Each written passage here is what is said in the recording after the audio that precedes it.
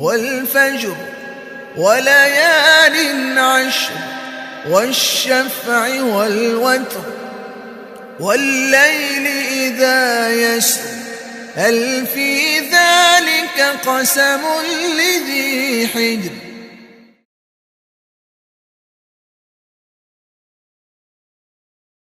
إن الذين يتلون كتاب الله وأقاموا الصلاة وأنفقوا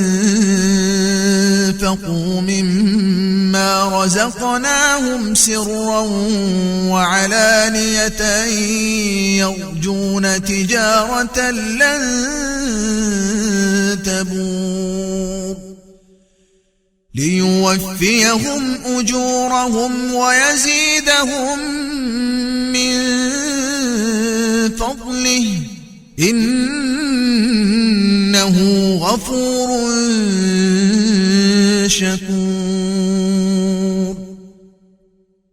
والذي أوحينا إليك من الكتاب هو الحق مصدقا لما بين يديه إن الله بعباده لخبير بصير.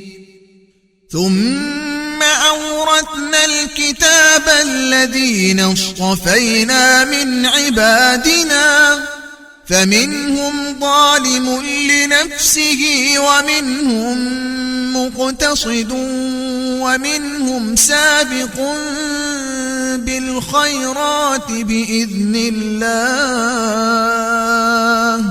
ذلك هو الفضل الكبير. جنات عدن يدخلونها يحلون فيها من أساور من ذهب ولؤلؤا ولباسهم فيها حرير. وقالوا الحمد لله الذي أذهب عنا الحزن إن ربنا لغفور شكور. الذي أحلنا دار المقامة من فضله لا يمسنا فيها نصب ولا يمسنا فيها لغوب. والذين كفروا لهم نار جهنم لا يقضى عليهم فيموتوا ولا يخفف عنهم من عذابها كذلك نجزي كل كفور. وهم يصطرخون فيها ربنا أخرجنا نعمل صالحا غير الذي كنا نعمل أولم نعمركم ما يتذكر فيه من تذكر وجاءكم النذير فذوقوا فما للظالمين من نصير. إن الله عالم غيب السماوات والأرض إنه عليم بذات الصدور. السلام علیکم ورحمۃ اللہ وبرکاتہ. کیا حال ہے آپ سب کا؟ الحمدللہ. نحمدہ ونصلی علی رسولہ الکریم. اما بعد فاعوذ باللہ من الشیطان الرجیم. بسم اللہ الرحمن الرحیم. رب اشرح لی صدری ویسر لی امری واحلل عقدۃ من لسانی یفقہوا قولی رب زدنی علما. ابھی ہم نے تلاوت سنی سورہ فاطر آیت نمبر 29 سے 38 کی. اب ہم تھوڑا ترجمہ دیکھ لیتے ہیں. جو لوگ اللہ کی کتاب کی تلاوت کرتے ہیں اور نماز قائم کرتے ہیں اور جو کچھ ہم نے انہیں رزق دیا ہے اس میں سے کھلے اور چھپے خرچ کرتے ہیں۔ یقیناً وہ ایک ایسی تجارت کے متوقع ہیں جس میں ہرگز خسارہ نہ ہوگا۔ اس تجارت میں انہوں نے اپنا سب کچھ اس لیے کھپایا ہے تاکہ اللہ ان کے اجر پورے کے پورے ان کو دے اور مزید اپنے فضل سے ان کو عطا فرمائے۔ بے شک اللہ بخشنے والا اور قدردان ہے۔ اے نبی صلی اللہ علیہ وسلم، جو کتاب ہم نے تمہاری طرف وحی کے ذریعے سے بھیجی ہے وہی حق ہے، تصدیق کرتی ہوئی آئی ہے ان کتابوں کی جو اس سے پہلے آئی تھیں۔ بے شک اللہ اپنے بندوں کے حال سے باخبر ہے اور ہر چیز پر نگاہ رکھنے والا ہے۔ پھر ہم نے اس کتاب کا وارث بنا دیا ان لوگوں کو جنہیں ہم نے اس وراثت کے لیے اپنے بندوں میں سے چن لیا تھا۔ اب کوئی تو ان میں سے اپنے نفس پر ظلم کرنے والا ہے اور کوئی بیچ کی راست ہے، اور کوئی اللہ کے اذن سے نیکیوں میں سبقت کرنے والا ہے، اور یہی بہت بڑا فضل ہے۔ ہمیشہ رہنے والی جنتیں ہیں جن میں یہ لوگ داخل ہوں گے۔ وہاں انہیں سونے کے کنگنوں اور موتیوں سے آراستہ کیا جائے گا۔ وہاں ان کا لباس ریشم ہوگا، اور وہ کہیں گے کہ شکر ہے اس خدا کا جس نے ہم سے غم دور کر دیا۔ یقیناً ہمارا رب معاف کرنے والا اور قدر فرمانے والا ہے۔ جس نے ہمیں اپنے فضل سے ابدی قیام کی جگہ ٹھہرا دیا، اب یہاں نہ ہمیں کوئی مشقت پیش آتی ہے اور نہ تکان لاحق ہوتی ہے۔ اور جن لوگوں نے کفر کیا ہے ان کے لیے جہنم کی آگ ہے، نہ ان کا قصہ پاک کیا جائے گا تاکہ مر ہی جائیں، اور نہ ان کے لیے جہنم کے عذاب میں کوئی کمی کی جائے گی۔ اس طرح ہم بدلہ دیتے ہیں ہر اس شخص کو جو کفر کرنے والا ہو۔ وہ وہاں چیخ چیخ کر کہیں گے کہ اے ہمارے رب، ہمیں یہاں سے نکال لے تاکہ ہم نیک عمل کریں ان اعمال سے مختلف جو پہلے کرتے رہے۔ تو انہیں جواب دیا جائے گا، کیا ہم نے تم کو اتنی عمر نہ دی تھی جس میں کوئی سبق لینا چاہتا تو سبق لے سکتا تھا، اور تمہارے پاس متنبع کرنے والا بھی آ چکا تھا۔ اب مزہ چکھو، ظالموں کا یہاں کوئی مددگار نہیں ہے۔ بے شک اللہ آسمانوں اور زمین کی ہر پوشیدہ چیز سے واقف ہے، وہ تو سینوں کے چھپے ہوئے راز تک جانتا ہے۔ ترجمہ ہم نے ان آیات کا دیکھا، اب ہم ان کی مختصر تشریح بھی دیکھ لیتے ہیں۔ ان الذین یتلون کتاب اللہ، بے شک جو لوگ تلاوت کرتے ہیں اللہ کی کتاب کی، وَأَقَامُوا الصَّلَاةَ اور انہوں نے نماز قائم کی، وَأَنفَقُوا مِمَّا رَزَقْنَاهُمْ سِرًّا وَعَلَانِيَةً اور انہوں نے خرچ کیا اس رزق میں سے جو ہم نے ان کو دیا چھپے اور کھلے۔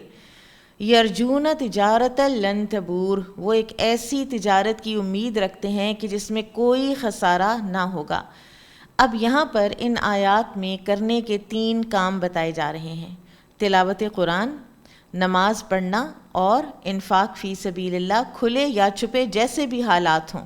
اب پہلی بات جو یہاں پر فرمائی جا رہی ہے وہ ہے کتاب اللہ کی تلاوت۔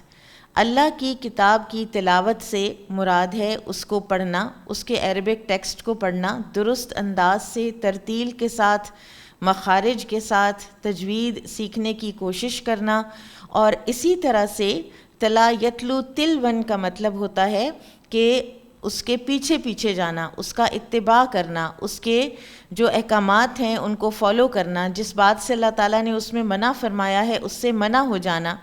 پھر اسی طرح سے قرآن میں جو بھی اللہ تعالیٰ نے خبریں دی ہیں ان کی تصدیق کرنا، قرآن کے مطابق اپنا عقیدہ بنانا، اور اس کے معنی میں غور و خوض کرنا، یہ سب کچھ تلاوت ہی کے مفہوم میں شامل ہے۔ پھر اللہ سبحانہ و تعالیٰ نے تلاوت کے بعد نماز کا ذکر فرمایا جو کہ دین کا ستون ہے، مسلمانوں کے لیے یہ روشنی ہے، اسی سے ان کا ایمان ٹیسٹ ہوتا ہے اور حد فاصل ہے ایک مسلمان اور کافر کے درمیان۔ اور تیسری چیز جو اللہ تعالیٰ نے ان آیات میں مسلمانوں کے کرنے کی بتائی وہ ہے کہ اپنے چاہے قریبی رشتہ دار ہوں، معاشرے کے مساکین ہوں، یتیم ہوں، فقراء ہوں، محتاج ہوں، ان پر خرچ کرنا، چاہے وہ فرض صدقات ہوں چاہے وہ نفلی صدقات ہوں، اور سرًا وعلانیہ، چاہے کھلے چاہے چھپے، چاہے دن میں چاہے رات میں، چاہے کوئی اور دیکھ رہا ہے چاہے نہیں دیکھ رہا، ہاں نیت میں ریاکاری نہیں ہونی چاہیے۔ تو ایسے لوگ ایسی تجارت کی امید رکھتے ہیں، اور تجارت کس سے؟ اللہ سبحانہ و تعالیٰ سے، جس میں کبھی نقصان ہوگا ہی نہیں۔ دنیا کی کوئی تجارت آپ کو یہ گارنٹی نہیں دے سکتی کہ کبھی کوئی نقصان ہوگا ہی نہیں. اتنا سیف کاروبار، اتنی سیف انویسٹمنٹ سوائے اللہ سبحانہ وتعالیٰ کے ساتھ آپ کسی کے ساتھ اس دنیا میں کر ہی نہیں سکتے. اور یہ سب سے عالی شان اور سب سے افضل یہ تجارت ہے. اور اس تجارت کے بدلے میں ان کو ملے گا کیا؟ اللہ تعالیٰ کی رضا اور بے تحاشا ثواب. اسی طرح اللہ تعالیٰ کی ناراضگی اور عذاب سے نجات ملے گی اور جنت ملے گی. نبی صلی اللہ علیہ وسلم نے فرمایا کہ جو ڈرا وہ پہلی رات چلا، یعنی اس نے کچھ اپنے لیے کام کیے، اس نے کوئی رات کو اٹھ کر عبادت کی، اس نے کوئی ایفرٹ لگائی، اور جو اس طرح سے ایفرٹ لگاتا ہے وہ بالآخر جنت کو پہنچ جاتا ہے. پھر نبی صلی اللہ علیہ وسلم نے فرمایا الا ان سلعۃ اللہ الغالیہ الا ان سلعۃ اللہ الجنہ، آگاہ رہو کہ اللہ کا سودا مہنگا ہے اور اللہ کا سودا جنت ہے. تو یہ ہے وہ تجارت کہ جس میں کبھی کوئی خسارہ نہیں، اور اس میں انویسٹمنٹ کیا ہے؟ تلاوت قرآن، اقامت صلاح اور انفاق فی سبیل اللہ. اب ہم ان تینوں چیزوں کو تھوڑا تھوڑا سا صحابہ کرام اور اسلاف کی نظروں سے دیکھتے ہیں کہ ان کے ہاں ان کی کیا اہمیت تھی. عبداللہ بن مسعود رضی اللہ عنہ فرماتے ہیں کہ جب تم علم کا ارادہ کرو تو قرآن کو کرے دو، کیونکہ یقیناً اس میں پہلوں اور پچھلوں کا علم ہے. اسی طرح سے حسن البصری رحمہ اللہ فرماتے تھے کہ اللہ کی قسم قرآن کے علاوہ کوئی غنا نہیں اور اس کے بعد کوئی محتاجی نہیں. ابن تیمیہ رحمہ اللہ فرماتے تھے کہ میں اس بات پر شرمندہ ہوں کہ میں نے قرآن کے معنی کے علاوہ اور چیزوں پر زیادہ وقت ضائع کر دیا. اسلاف میں سے ایک اسکالر تھے ابراہیم بن عبد الواحد المقدسی. وہ کہتے ہیں کہ میں نے علم کے لیے سفر کا ارادہ کیا تو مجھے میرے استاد نے وصیت کی کہ قرآن کو بہت زیادہ پڑھنا اور اس کو کبھی نہ چھوڑنا، کیونکہ جس قدر تم اس کو پڑھو گے اسی کے مطابق تمہارے لیے آسانی کی جائے گی. عثمان رضی اللہ تعالیٰ عنہ فرمایا کرتے تھے کہ اگر تمہارے دل پاک ہوتے تو وہ قرآن کی قرات سے کبھی سیر نہ ہوتے. اور یہ بہت ہی ایک بڑا ایک ٹیسٹ ہے، ایک فلٹر ہے ہمارے لیے کہ ہم کتنا قرآن کی تلاوت کر سکتے ہیں، کتنا اس کو انجوائے کرتے ہیں. جتنا ہم اسے اکتاتے ہیں اتنا ہی ہمارے دل میں ایمان کی کیفیت میں کمی ہے. اسی طرح سے عبداللہ بن مسعود رضی اللہ عنہ یہ بھی فرمایا کرتے تھے کہ قرآن کو اس طرح پڑھو کہ اس کے عجائبات کے پاس ٹھہر جایا کرو اور اس کے ساتھ دلوں کو حرکت دو، اور تم میں سے کسی کو یہ فکر نہیں ہونی چاہیے کہ وہ سورت کو ختم کر دے، بلکہ اس کو خوب ٹھہر ٹھہر کے سمجھ کے پڑھو. حسن البصری یہ بھی فرماتے تھے کہ حلاوت کو 3 چیزوں میں تلاش کرو، نماز میں، قرآن میں اور اللہ کے ذکر میں، اور پھر جب تم اس کو پا لو تو چل پڑو اور خوش ہو جاؤ. پھر اگر تم یہ مٹھاس نہ پاؤ تو جان لو کہ تمہارے دل کا دروازہ بند ہے. اسی طرح سے عبداللہ بن عمر رضی اللہ عنہ نے فرمایا کہ تم پر قرآن واجب ہے، بس اسے سیکھو اور اپنے بچوں کو سکھاؤ. بے شک تم سے اس کے بارے میں سوال کیا جائے گا اور اسی کے ساتھ تمہیں بدلہ دیا جائے گا، اور یہی نصیحت کرنے کے لیے کافی ہے اس کو جو کہ عقل رکھتا ہے. پھر اگلی چیز جس کا ان آیات میں ذکر ہے وہ ہے نماز. نماز ہمارے دین کا ستون ہے، نماز فرض ہے. اللہ سبحانہ و تعالیٰ نے فرمایا ان الصلاۃ کانت علی المؤمنین کتابا موقوتا، کہ نماز اہل ایمان پر وقت کی پابندی کے ساتھ فرض ہے. نبی صلی اللہ علیہ وسلم نے فرمایا کہ اپنے بچوں کو جب کہ وہ 7 سال کے ہو جائیں تو نماز کا حکم دو، اور جب 10 سال کے ہو جائیں اور پھر نماز نہ پڑھیں تو انہیں اس پر مارو، یعنی سختی کے ساتھ بھی نماز پڑھاؤ. حالانکہ آپ دیکھیے کہ اسلام کے سارے احکامات بلوغت سے شروع ہوتے ہیں. کسی اور حکم کے بارے میں یہ نہیں فرمایا کہ وہ پہلے سے کروایا کرو سوائے نماز کے، تاکہ بچوں کو اس کی عادت پڑ جائے اور ان کو یہ پتہ ہو کہ نماز کے بغیر تو زندگی ہے ہی نہیں، نماز تو روٹین میں شامل ہے. اور پھر اسی طرح سے رسول اللہ صلی اللہ علیہ وسلم نے یہ بھی فرمایا بے شک آدمی اور شرک اور کفر کے درمیان فاصلہ مٹانے والا عمل اس کی نماز ہے، یعنی وہ نماز پڑھتا ہے تو وہ مسلمان ہے، اور اگر وہ نماز نہیں پڑھتا تو پھر وہ کافروں جیسا عمل کرتا ہے. پھر کیسے ڈفرینشیٹ کیا جائے گا؟ اگر 4 لوگ اکٹھے بیٹھے ہوں، حلیے بھی ان کے ایک ہیں، اور اذان ہوتی ہے تو کوئی ایک بھی نماز کے لیے نہیں اٹھتا، تو کیسے بتایا جائے گا کہ ان میں سے کون مومن ہے اور کون کافر ہے؟ اسی طرح سے نماز کے بہت سے فضائل ہیں، ہمیں بہت روحانی اسپریچول فائدے بھی حاصل ہوتے ہیں، اور بہت سے لوگوں نے فزیکل فائدے بھی بتائے ہیں۔ نبی صلی اللہ علیہ وسلم نے فرمایا کہ 5 نمازیں ان گناہوں کو جو ان نمازوں کے درمیان ہوئے مٹا دیتی ہیں، اور اسی طرح ایک جمعہ دوسرے جمعہ تک کے گناہوں کو مٹا دیتا ہے، جبکہ کبیرہ گناہوں سے اجتناب کیا گیا ہو۔ پھر اسی طرح سے ابو ہریرہ رضی اللہ تعالیٰ عنہ فرماتے ہیں کہ رسول اللہ صلی اللہ علیہ وسلم نے ایک دن صحابہ سے فرمایا کہ اگر کسی شخص کے دروازے پر نہر جاری ہو اور وہ روزانہ اس میں 5 دفعہ نہائے تو تمہارا کیا گمان ہے؟ کیا اس کے جسم پر کوئی میل باقی رہ جائے گا؟ تو صحابہ نے عرض کی کہ نہیں یا رسول اللہ صلی اللہ علیہ وسلم، ہرگز نہیں۔ تو آپ صلی اللہ علیہ وسلم نے فرمایا کہ یہی حال 5 وقت کی نمازوں کا ہے کہ اللہ تعالیٰ نے ان کے ذریعے سے گناہوں کو مٹانے کا ایک پروسیس بنا رکھا ہے۔ پھر اسی طرح سے عبداللہ بن مسعود رضی اللہ تعالیٰ عنہ فرماتے ہیں کہ میں نے رسول اللہ صلی اللہ علیہ وسلم سے پوچھا کہ اللہ تعالیٰ کی بارگاہ میں کون سا عمل سب سے زیادہ محبوب ہے؟ تو آپ صلی اللہ علیہ وسلم نے فرمایا اپنے وقت پر نماز پڑھنا۔ تو عبداللہ بن مسعود کہتے ہیں کہ میں نے پوچھا کہ اس کے بعد کون سا؟ تو آپ نے فرمایا والدین کے ساتھ نیک معاملہ کرنا۔ میں نے پوچھا اس کے بعد؟ تو آپ نے فرمایا کہ اللہ کی راہ میں جہاد کرنا۔ تو نماز ٹاپ پر ہے۔ پھر اسی طرح سے آپ صلی اللہ علیہ وسلم نے یہ بھی فرمایا کہ قیامت کے دن جب اللہ تعالیٰ بعض جہنمیوں پر رحمت کرنے کا ارادہ فرمائے گا تو فرشتوں کو حکم دے گا کہ وہ دوزخ سے ایسے لوگوں کو باہر نکال لائیں جو اللہ کی عبادت کیا کرتے تھے۔ فرشتے انہیں ان کے سجدوں کے نشانوں سے پہچانیں گے اور دوزخ سے نکال لیں گے، کیونکہ سجدے کی جگہوں پر اللہ تعالیٰ نے دوزخ کی آگ کو حرام کیا ہے، وہاں آگ کا کچھ اثر نہ ہوگا۔ تیسری چیز جو اللہ سبحانہ و تعالیٰ نے ان آیات میں فرمائی ہے وہ ہے کھلے اور چھپے خرچ کرنا۔ تو کھلے اور چھپے خرچ کرنا کن مصارف میں، کن جگہوں پر، وہ بھی ہمیں قرآن و حدیث سے پتہ چلتا ہے۔ اور رسول اللہ صلی اللہ علیہ وسلم نے فرمایا کہ 7 طرح کے آدمی ہوں گے جن کو اللہ تعالیٰ قیامت کے دن اپنے سائے میں جگہ دے گا، جس دن اس کے سائے کے سوا اور کوئی سایہ نہ ہوگا۔ ان میں سب سے پہلے ہے انصاف کرنے والا بادشاہ، دوسرے وہ نوجوان جو اپنے رب کی عبادت میں جوانی میں مصروف رہا، تیسرا ایسا شخص جس کا دل ہر وقت مسجد میں لگا رہتا ہے، چوتھے وہ 2 لوگ کہ جو اللہ ہی کی خاطر ملے اور اللہ ہی کی خاطر بچھڑے، یعنی وہ باہم محبت کرتے تھے اور اللہ ہی کی خاطر کرتے تھے، ان کے ملنے اور جدا ہونے کی بنیاد صرف اللہ کی ہستی تھی۔ پانچواں وہ شخص جسے کسی باعزت اور حسین عورت نے گناہ کی دعوت دی اور اس نے یہ کہہ کر انکار کیا کہ میں اللہ سے ڈرتا ہوں۔ چھٹے وہ شخص کہ جس نے صدقہ کیا اپنے دائیں ہاتھ سے تو اس کے بائیں ہاتھ کو بھی خبر تک نہ ہوئی۔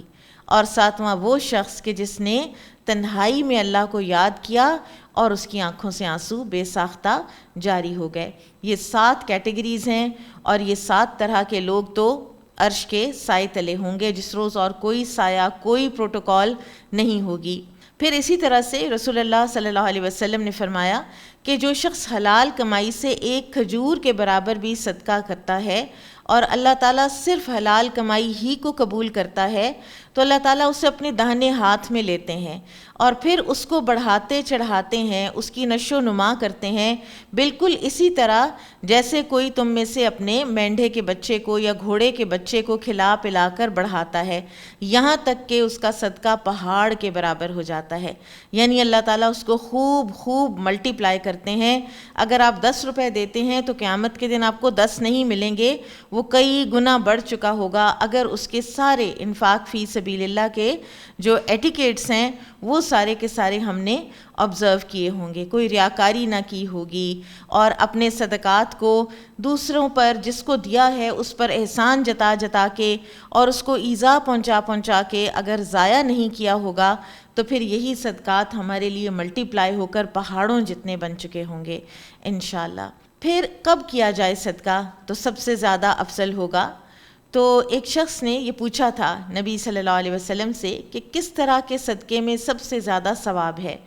تو آپ صلی اللہ علیہ وسلم نے فرمایا کہ اس حال میں تم صدقہ کرو جب کہ تم صحت مند ہو، اور بخل کے باوجود صدقہ کرو۔ تمہیں ایک طرف تو فقیری کا ڈر ہو اور دوسری طرف تمہیں مالدار بننے کی تمنا اور امید بھی ہو، اور پھر تمہارے صدقہ و خیرات میں اتنی تاخیر نہیں ہونی چاہیے کہ جب تمہاری جان ہلک تک آ جائے تو تم کہو کہ یہ فلاں کے لیے اور یہ فلاں کے لیے، تو اس وقت تو پھر وہ فلاں کا ہو ہی چکا۔ اسی طرح سے خواتین کے لیے وہ اگر اپنی کمائی میں سے خرچ کرتی ہیں تو ہمارے پاس اگزامپل ہے سیدہ زینب بنت جہش رضی اللہ عنہا کی، کہ جو اپنے ہاتھ سے لیدر بناتی تھیں اور پھر اس کو بیچتی تھیں، پھر اس کی جو آمدن آتی تھی اس کو صدقہ کرتی تھیں۔ اسی طرح سے اور بھی بہت سی اگزامپلز ہیں ہمارے پاس صحابیات کی اور لیٹر آن جو نسلیں ہیں ان میں بھی۔ اور اس کے علاوہ اگر کوئی خاتون خود ارن نہیں کرتیں اور ان کے پاس اپنے شوہر کی طرف سے دیا ہوا ان کے گھر کا جو اخراجات ہیں وہ ہیں، تو وہ کیا کریں؟ رسول اللہ صلی اللہ علیہ وسلم نے فرمایا کہ جب بیوی اپنے شوہر کے کھانے میں سے کچھ صدقہ کرے اور اس کی نیت اسے برباد کرنے کی نہ ہو، یعنی حکمت کے ساتھ کرے، تو اسے بھی اس کا ثواب ملتا ہے اور اس کے شوہر کو کمانے کا ثواب ملتا ہے، اور اسی طرح خزانچی کو بھی ثواب ملتا ہے۔ یعنی جو ٹریئرر کوئی کسی بھی مال کے اوپر کوئی اگر متعین ہے اور اس کو کہا جائے کہ اتنے پیسے جو ہیں یہ فلاں فلاں کو دے دو چیریٹی میں، وہ جب دیتا ہے تو جس کا پیسہ ہے اس کو بھی اجر ملتا ہے اور اس ٹریئرر کو بھی اجر ملتا ہے۔ اللہ تعالیٰ نے اس طرح سے یہ جو عبادت ہے انفاق فی سبیل اللہ کی، اس میں برکت رکھی ہے کہ اس میں جتنے لوگ بھی ملیں گے وہ سب اجر پائیں گے۔ پھر ان تین صفات کو بتانے کے بعد اللہ سبحانہ وتعالیٰ فرماتے ہیں لِيُوَفِّيَهُمْ أُجُورَهُمْ، تاکہ اللہ تعالیٰ ان کو پورا پورا دے بدلہ، وَيَزِيدَهُمْ مِنْ فَضْلِهِ، اور اپنے فضل سے اور زیادہ بھی دے۔ اللہ سبحانہ وتعالیٰ صرف نیکیوں کا اجر نہیں دیں گے بلکہ اس کو مزید بھی کریں گے، ملٹی پلائی بھی کریں گے۔ یہ بھی ڈیپینڈ کرتا ہے کہ انسان نے کن حالات میں نیکیاں کیں، اور یہ بھی ڈیپینڈ کرتا ہے کہ انسان نے کتنے میں سے دیا۔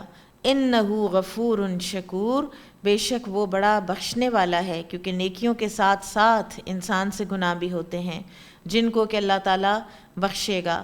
شکور، اللہ تعالیٰ قدردان ہے، نیکیوں کی وہ قدر کرتا ہے، کیونکہ اگر اللہ تعالیٰ ہماری نیکیوں کی قدر نہ کرے تو ان کی کیا حیثیت رہ جائے گی، ان کی کیا قیمت رہ جائے گی۔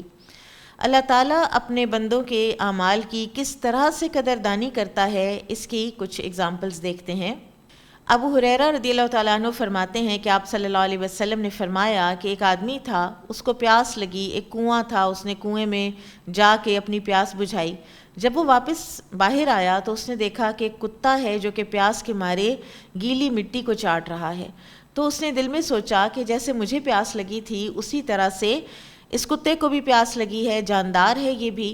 تو وہ پھر دوبارہ نیچے اترا، اس نے اپنے موزے میں پانی بھرا، اس کو اپنے منہ میں دبایا اور پھر واپس آیا اور اس کتے کو پانی پلایا، اور اللہ تعالیٰ نے اس کے اس کام کی وجہ سے، اس کی اس نیکی کی قدردانی کرتے ہوئے اللہ تعالیٰ نے اس کو بخش دیا۔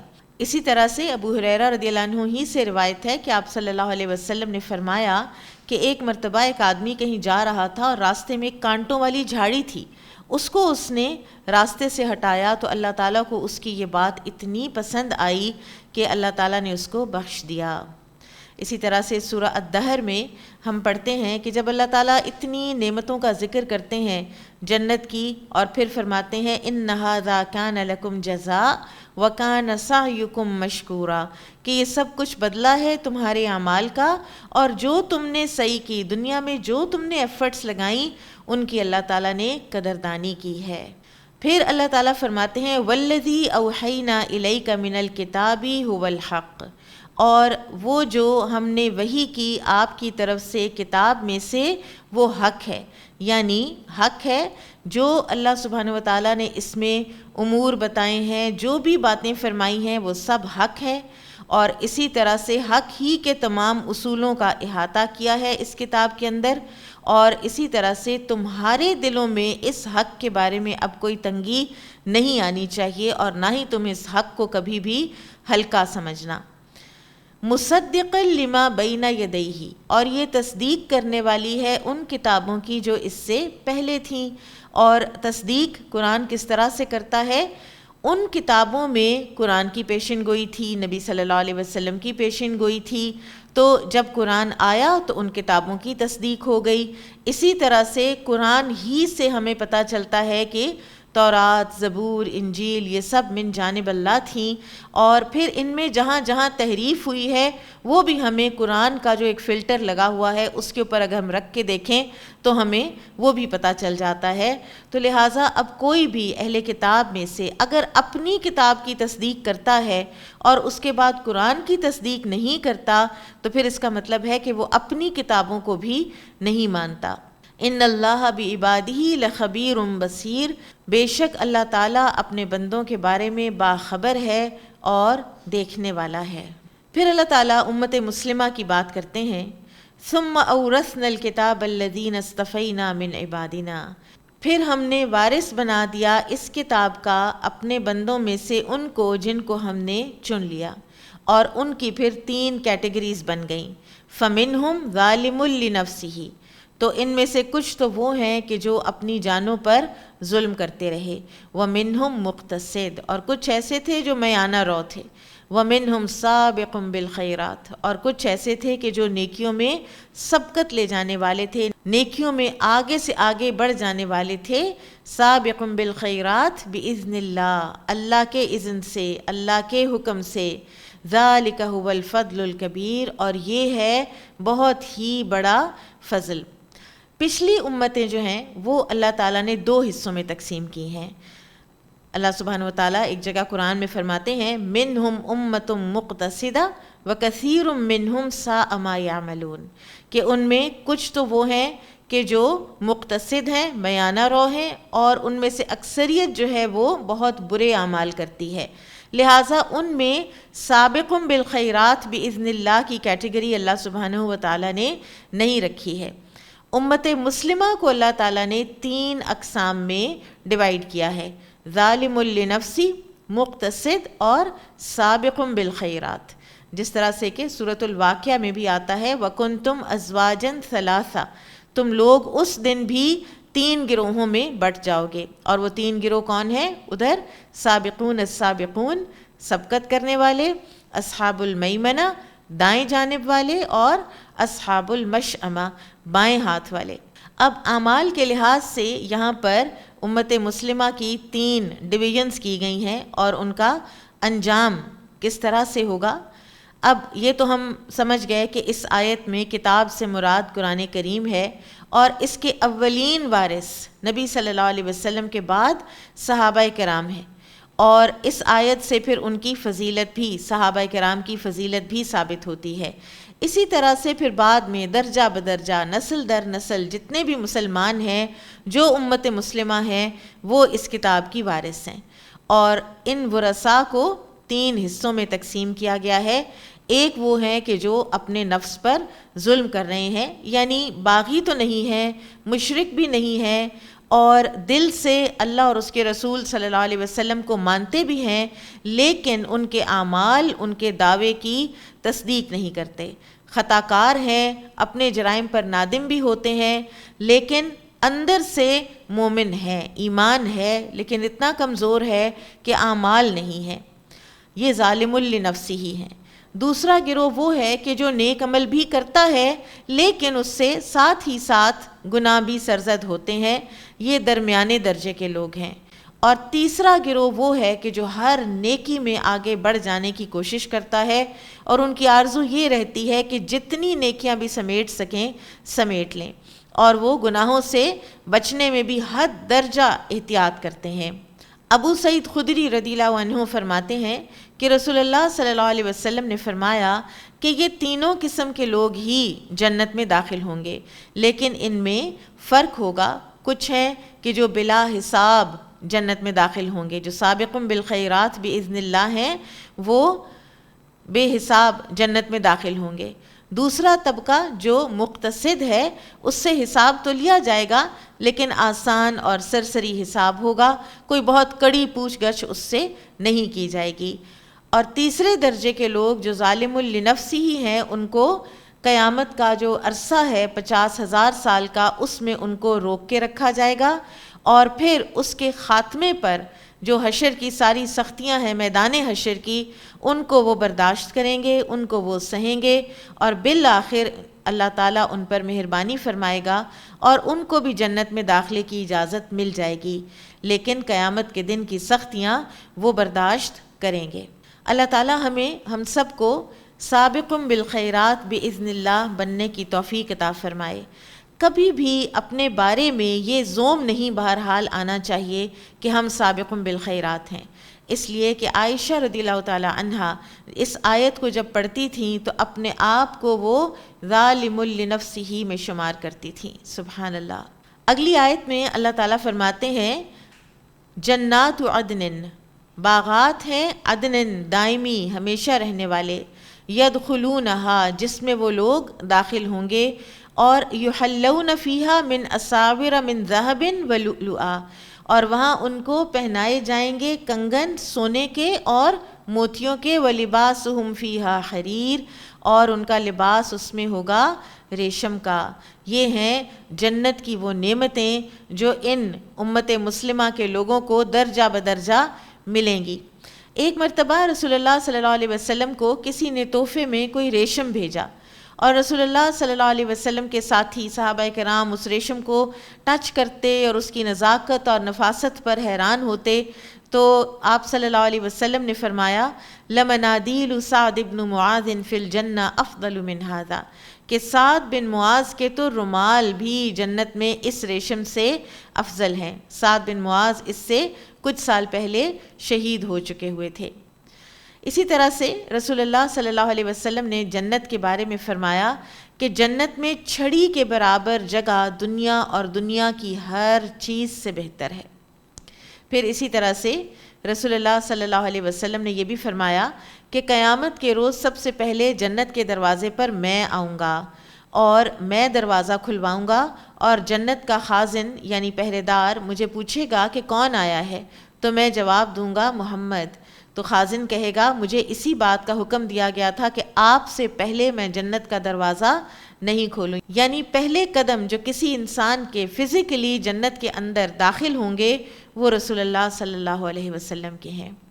پھر اسی طرح سے ابو ہریرہ رضی اللہ تعالیٰ عنہ سے روایت ہے کہ جب رمضان آتا ہے تو آسمان کے دروازے کھول دیے جاتے ہیں، جہنم کے دروازے بند کر دیے جاتے ہیں، اور شیاطین جکڑ دیے جاتے ہیں۔ پھر ابو ہریرہ رضی اللہ تعالیٰ عنہ ہی سے روایت ہے کہ ایک دن وہ ایک درخت لگا رہے تھے تو نبی صلی اللہ علیہ وسلم ان کے پاس سے گزرے اور پوچھا ابو ہریرہ تم کس کے لیے درخت لگا رہے ہو؟ تو فرماتے ہیں میں نے عرض کی کہ اپنے لیے۔ تو آپ صلی اللہ علیہ وسلم نے فرمایا کہ کیا میں تمہیں اس سے بہتر درخت نہ بتاؤں؟ تو ابو ہریرہ رضی اللہ تعالیٰ عنہ نے عرض کی کہ یا رسول اللہ ضرور بتائیے۔ تو آپ صلی اللہ علیہ وسلم نے فرمایا تم کہو سبحان اللہ والحمد للہ ولا الہ الا اللہ واللہ اکبر، یہ کہنے پر ہر کلمے کے بدلے میں تمہیں جنت میں ایک درخت مل جائے گا، تمہارے لیے جنت میں ایک درخت لگ جائے گا۔ پھر اسی طرح سے جنت کی جو خوبصورتیاں اور سپلینڈر ہے، جو رعنائیاں ہیں، ان کے بارے میں ابو ہریرہ رضی اللہ عنہ ہی سے روایت ہے کہ میں نے عرض کی کہ یا رسول اللہ صلی اللہ علیہ وسلم مخلوق کس چیز سے پیدا کی گئی ہے؟ تو آپ صلی اللہ علیہ وسلم نے فرمایا پانی سے۔ تو میں نے عرض کیا کہ جنت کس چیز سے بنی ہے؟ تو آپ صلی اللہ علیہ وسلم نے فرمایا کہ اس کی ایک اینٹ چاندی کی ہے، ایک اینٹ سونے کی، اس کا سیمنٹ تیز خوشبو والا مسک ہے، اس کے سنگریزے موتی اور یاقوت کے، اور اس کی مٹی زعفران کی ہے۔ جو شخص اس میں داخل ہوگا وہ عیش کرے گا اور کبھی تکلیف نہیں دیکھے گا، ہمیشہ زندہ رہے گا، کبھی نہیں مرے گا، اور جنتیوں کے کپڑے کبھی پرانے نہیں ہوں گے اور ان کی جوانی کبھی فنا نہیں ہوگی۔ اور وہ کہیں گے وَقَالُوا الْحَمْدُ لِلَّهِ الَّذِي أَذْهَبَ عَنَّا الْحَزَنَ، اور وہ کہیں گے کہ شکر ہے اس اللہ کا کہ جس نے ہم سے غم دور کر دیا۔ ان ربنا لغفور شکور، بے شک ہمارا رب بخشنے والا اور قدردان ہے۔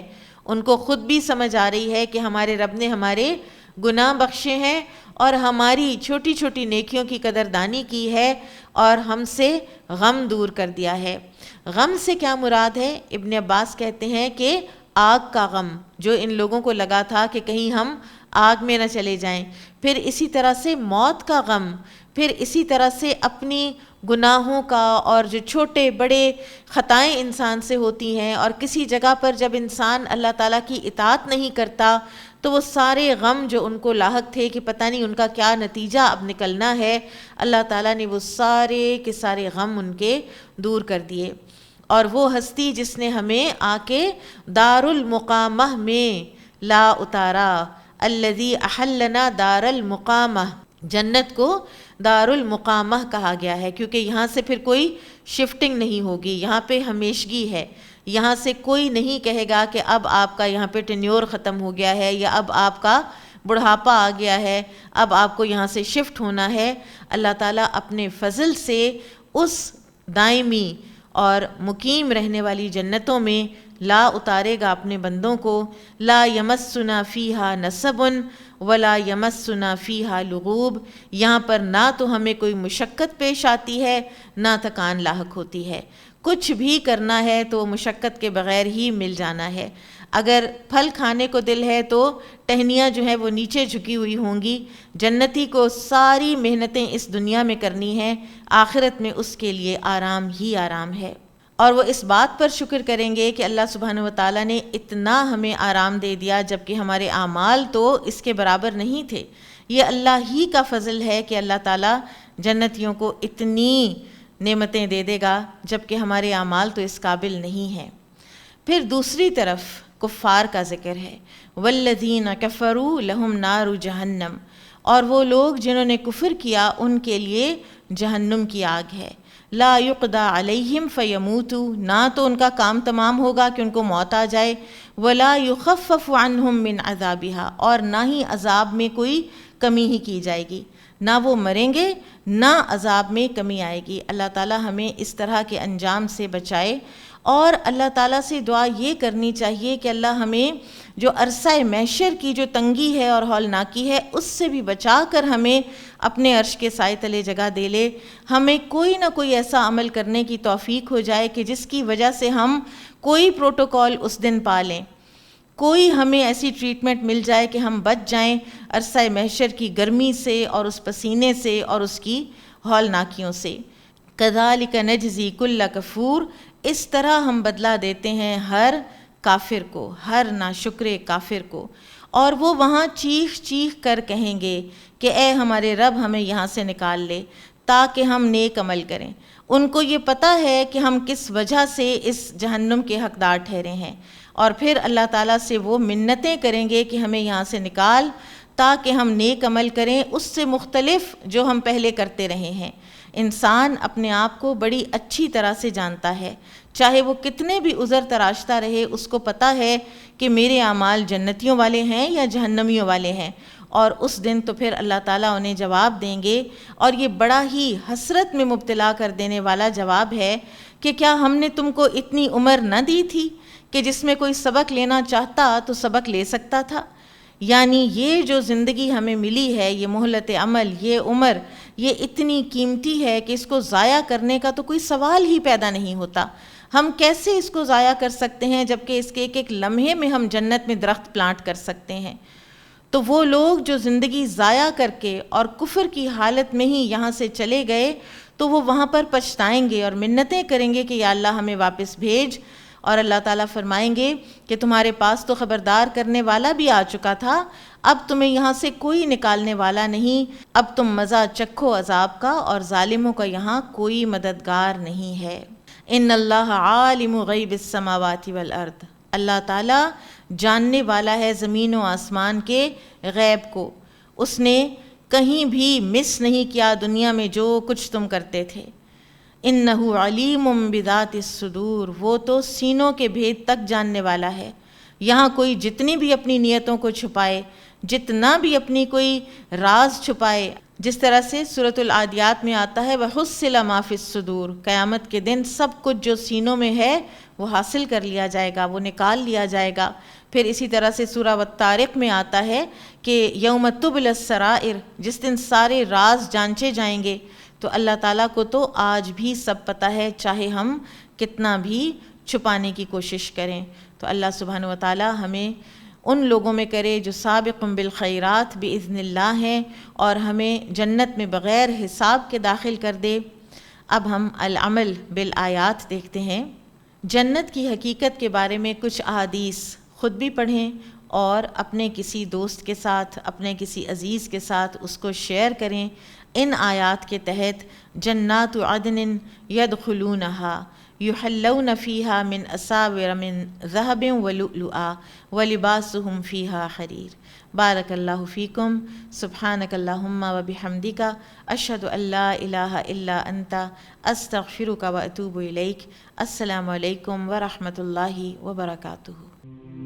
نور في الظلمات أنسي في خلواتي، يا سعدي وهنائي القرآن حياتي. نور ملأ القلب ففاض بحب كتاب الله، أشرق دربي بالقرآن فشكرا يا رباه، شكرا يا رباه.